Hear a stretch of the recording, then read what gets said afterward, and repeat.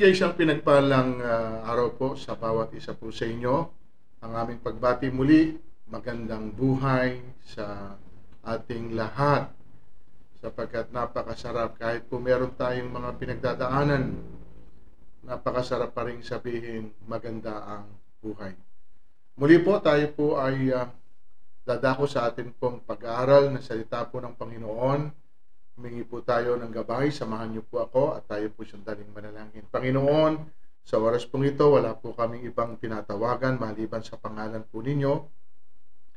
Hinihiling po namin sa tulong ng Santong Espiritu mo, nagabayan mo kami, patnubayan mo kami sa sandaling ito, sapagkat nais po namin, Panginoon, muli na matuto sa pamamagitan ng mga salita po ninyo. Akayin mo kami sa pagkaunawa tungkol po, Panginoon, sa mga salita po ninyo, at dalhin mo kami, Panginoon, sa kabanalan at ito ang nais mo na maranasan namin bilang mga anak po ninyo. Salamat po. Sa iyo po kami humihingi ng gabay at patnubay. Pagpalain mo ang gabing ito, O Diyos. Pinupuri ka namin at pinasasalamatan. Ito po aming samot dalangin sa pangalan po ng aming Panginoong Yesus. Amen and Amen. Okay, muli po ang pagbati po namin sa inyong lahat ng mga nakasubaybay sa atin pong online.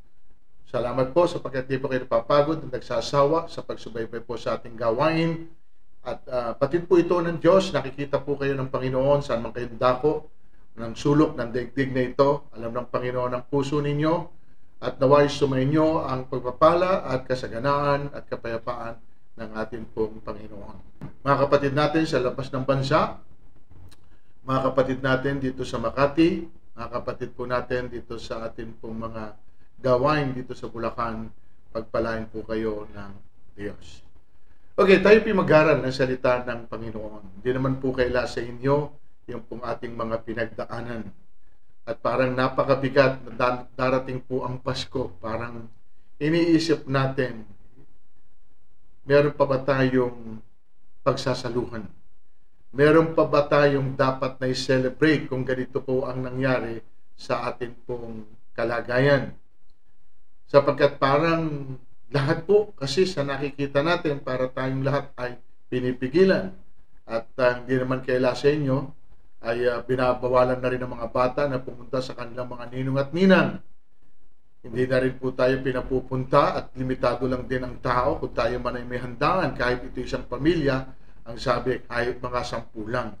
So parang napakahirap doon sa bagay na hindi po natin nakasanayan. At ito po, mga kapatid, ay nagpapahina ng loob. So, lahat po tayo, dumarating sa buhay natin na pinanghihinaan tayo ng loob.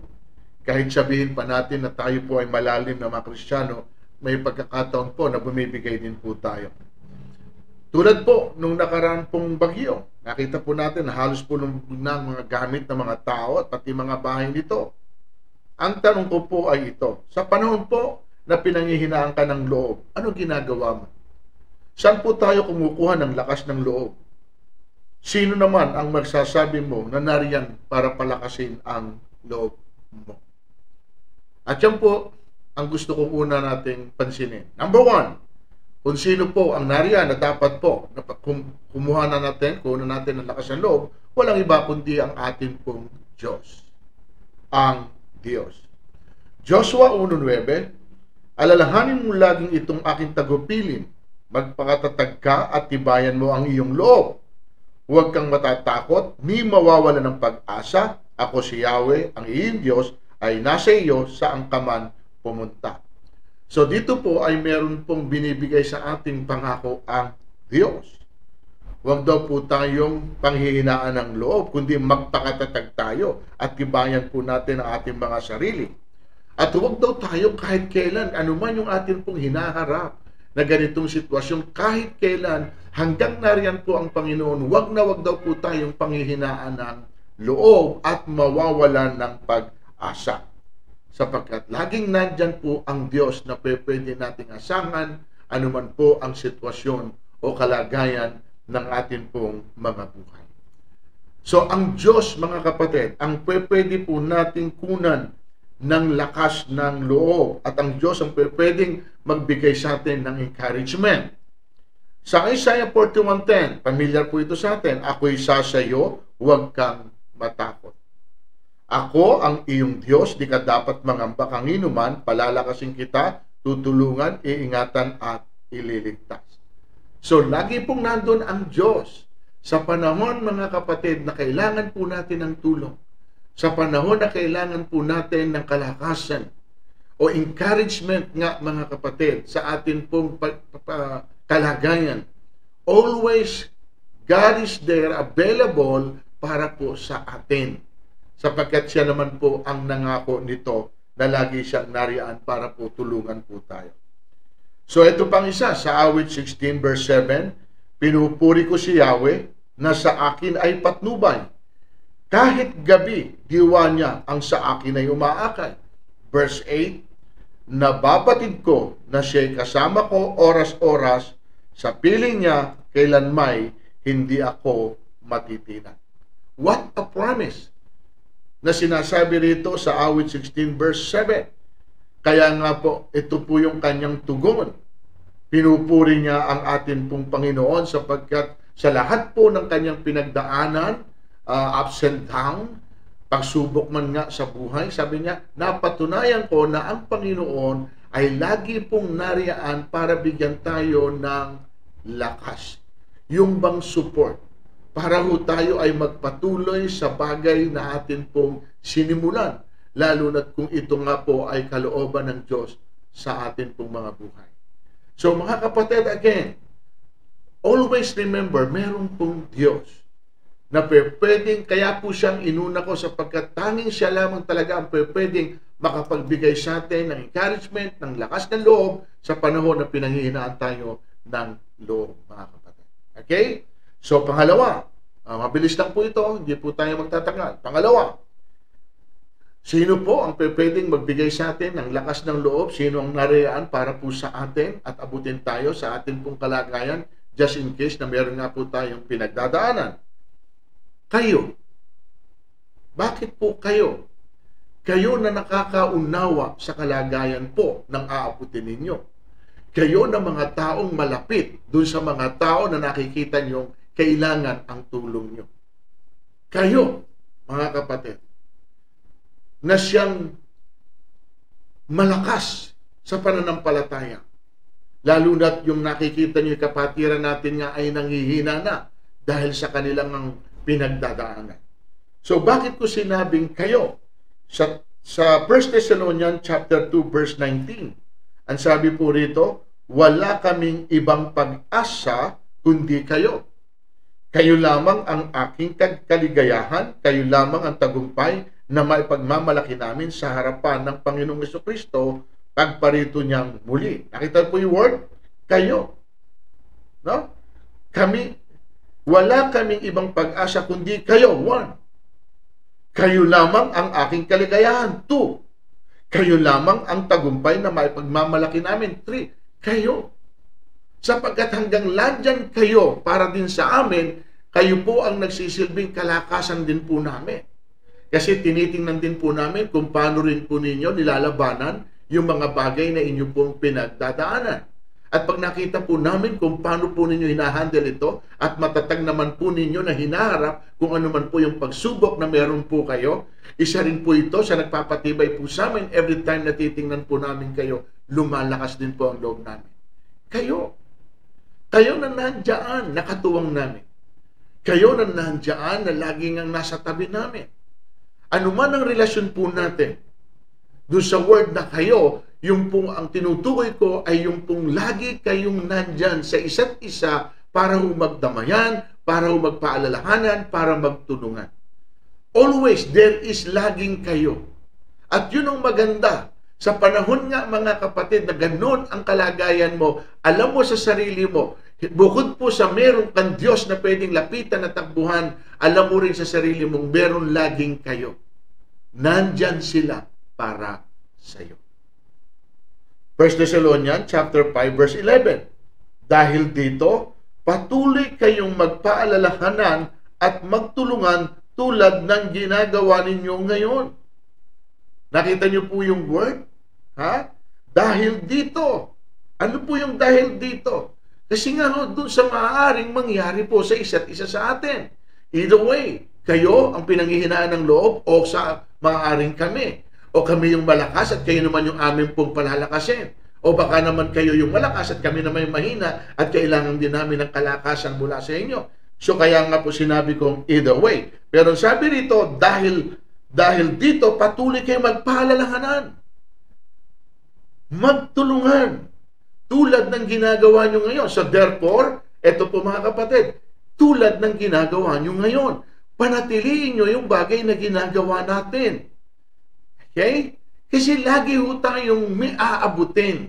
At ang pinakamaganda rito mga kapatid ay lagi tayong puposisyon kung saan na tayo po ang umaabot at hindi lang tayo yung inaabot. Kasi kailangan malakas ang ating pong loob. Kailangan kahit na po meron tayong mga sitwasyon, meron po tayong mga harapin. Ito nga po sinasabi ko nga sa inyo, hindi nga natin alam kung anong mangyayari sa Paskong ito. Pero hindi po yun ang dapat magpahina ng ating loob. Dahil kung sabay-sabay tayo panghihina ng loob, mga kapatid, sino po ang pwedeng magpalakas sa atin? Kung sakaling lahat tayo ay mahina. Kaya always na meron po tayong tatawagin kayo. Okay? Efeso chapter 6:22.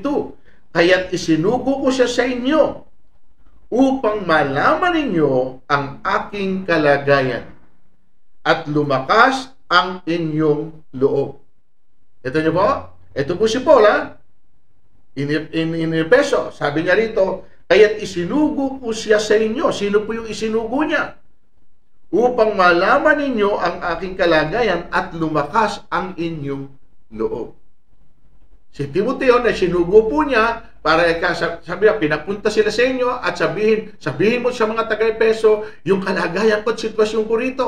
Pero hindi ko pinaalam sa inyo kung anong kalagayan ko para panghinaan kayo ng loob, kundi sa pamamagitan ko, lumakas ang loob nyo na kahit na ano ang mangyari, haharapin ko ito sapagkat ito ang kalooban ng Diyos na dapat mangyari.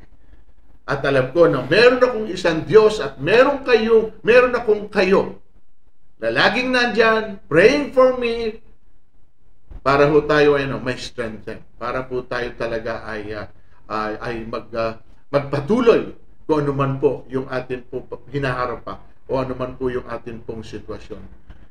This time, hindi ko po alam kung nakakulong na po ito si Paul. Pero dahil nga po nakikiusap siya, hindi na niya kayang pumunta, nag-utos na lang siya sa kataon nga po ng ating kapatid na si Timothy. So meron siyang nautusan at meron siyang pong pinapuntahan at nandun nga po kayo. Yun po ang ibig kong sabihin. Si Paul naman ang nagsisilbi ring kalakasan para po sa kanila. Pangalawa na po yun. Ito naman po yung pangatlo, mga kapatid. Ang ulit-ulit na sasabihin ko sa panahon na pinanghihinaan tayo ng loob, na wala akong mag-encourage sa atin, sino ang nariyan para tayo ay palakasin? Una, ang Diyos. Pangalawa, kayo. Pangatlo, ginamit ko po yung word na tayo. Tayo. Ang Diyos, kayo, tayo. Pag kaya ko po sinabing tayo, again, ulitin ko yung sinalito ko kanina, either ikaw o ako. Kaya tayo. Sa Roma chapter 12, verse 6 and 8, yamang mayroong tayong mga kaloob na magkakaiba. Ayon sa kagandahang loob ng Diyos sa atin, gamitin natin ang kaloob na yan. Ano man daw po yung kaloob na ibinigay sa atin ng Diyos, kung babasahin niyo po ito onward o downward, makikita niyo po kung ano yung mga posibilidad na loob na ibinigay sa atin ng Panginoon. At kung ito po, pinakamaganda, sabi ko sa kung pangangaral, di mangaral ka. Kung pag-aabuloy, mag-abuloy ka. Kung ito ay tumulong ka. Pero ito maganda, mga kapatid. No? Isa rin po pala sa gift na pwedeng meron tayo, yung gift of encouragement. Yung kahit ikaw, alam mo sa sarili mo, na pwede ka ng panghinaan ng loob. Sa sarili mo, sa sitwasyon mo, damang-dama mo na rin na nawawalan ka na rin ng pag-asa. Dahil nga sa iyong nakikita, magiging ayos pa ba? Magiging normal pa ba yung sitwasyon natin na ito? Pero sa kabila noon, naroon pa rin yung pong gift mo. Nandun pa rin po yung pagnanasa mo na magamit ang sarili mo para doon sa mga tao na pinanghihinaan na ikaw ang maging daan para mapalakas sila. At napakasarap po, mga kapatid, na ikaw ay naging instrumento ng mga tao somehow na pwedeng nandun na sa ganong kalagayan, and because of your life, because of the gift you have, na-share mo sa kanya yung bagay na ito, at siya po ay na-uplift, siya po ay na-encourage, nagkaroon po siya ng panibagong pag-asa at pananaw sa buhay, then napakasarap na mismong ang buhay mo ay nagamit at naging instrumento sa buhay ng isang tao. At yan po, mga kapatid, ang pinakamasarap na meron po tayo, yung gift of encouragement. Kaya huwag po tayong mapapagod, huwag tayong magsasawa, sapagkat laging merong laging merong isang Diyos na magpapalakas sa atin sa panahon na tayo ay pinanghihinaan. At anong purpose ng Diyos para palakasin tayo? Sapagkat kapag dumating din sa buhay po natin na meron tayong makita na kailangan din ng kalakasan, tayo rin po ay magsilbing kalakasan ng iba. Kaya meron pong word na kayo. And then finally po doon sa word na sinabi ko, meron pong tayo. Sapagkat wala naman pong ibang magpapalakasan, wala pong ibang magpapaalalahanan, wala hong iba na pwedeng mag-abutan at magtanungan, kundi po tayo. Sinong tayo? Tayo po ng mga anak ng Diyos. Tayo po na nakakaunawa ng kahalagahan ng salitang encouragement. Tayo po na na may unawa kung gaano po kahirap yung ikaw ay panghinaan na ng loob. Lahat po ng ito, mga kapatid, kailangan po natin ang isa't isa. And for my conclusion this evening, bilis lang po ng ating pong pag-uusap. Sa Hebreo chapter 3:13, ang sabi po ron, sa halip, magpaalalahanan kayo araw-araw habang may panahon pa, upang ang sino man sa inyo ay di madaya at maging alipin ng kasalanan. Look at the word. Magpaalalahanan kayo araw-araw habang may panahon pa. Hindi po sinabing kung kailan lang down ng isang kapatid. Hindi po kailan kung may pinagdadaanan lang. Kundi ang sabi dito, magpaalalahanan kayo araw-araw habang may panahon. Ano yung panahon na ito na pinabanggit? Panahon na kaya mo pang gawin yung ipinagagawa po sa atin. Hindi kasi natin alam kung ano talaga ang kanyang sitwasyon at kalagayan. Mayroon po tayong mga kasama na hindi ho nagsasalita kung ano ang kanilang nararamdaman, kung ano ang kanilang nararanasan, at kung ano ang kanilang pinagdadaanan. May mga tao na talagang sinasarili lang. Hindi ho nila ito sinasabi sapagkat minsan nahihiya sila na sabihin kung ano na po yung nangyayari sa kanila. At lalo na nga kung ang sasabihan po nila ay hindi naman nakakaunawa dun sa sitwasyon po nila. Kaya yung iba ay parang hesitant na magsabi. Pero mga kapatid, listen, lalo na po kung tayo po ay magkakapatiran, lalo na po kung hindi tayo iba sa isa't isa, napakahalaga na sinasabi natin yung ating pong kondisyon so that kung ano man ang pwedeng maitulong sa atin ng mga tao na nakapaligid sa atin, yung mga sinasabi natin kayo, yung sinasabi natin tayo, at yung pong Diyos na una nating binanggit. Iba na alam natin kung paano natin aabutin ang isa't isa at kung paano natin tutulungan. Alam nyo, napakahirap.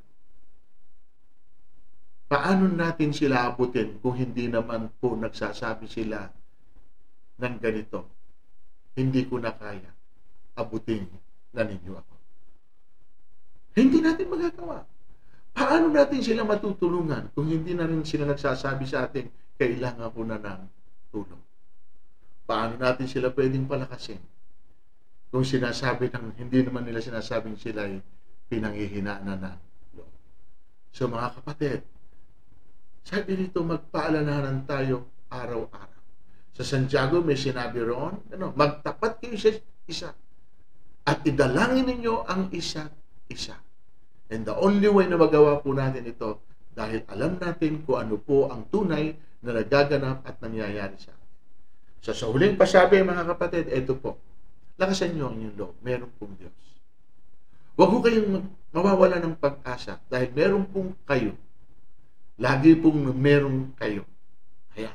And then pangatlo, meron pong tayo. Sapagkat yung tayo po na ito, walang iba na magdadamayan kundi tayo lang po sa buhay na ito.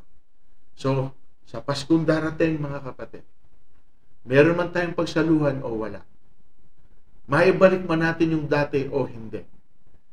Tandaan po ninyo, hindi ho mapapalitan yung diwa ng Pasko sa puso natin, sa isip natin, sapagkat alam natin na hindi naman po idinidefine ang buhay natin dahil meron lamang pong magandang sitwasyon na nangyayari sa buhay po natin.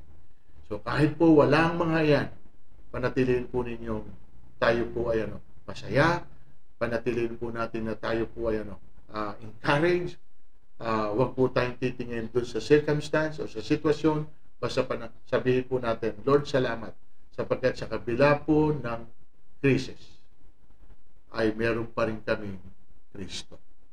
Yan po ang ilagay po ninyo sa puso ninyo. May isang Diyos na magpapalakas sa atin. Meron kayo na nandyan para sa amin at meron tayo na magdadamay at magtutulungan dahil magkakapatid tayo sa ating pong Diyos. Muli, siyang pinagpalang gabi sa inyong lahat.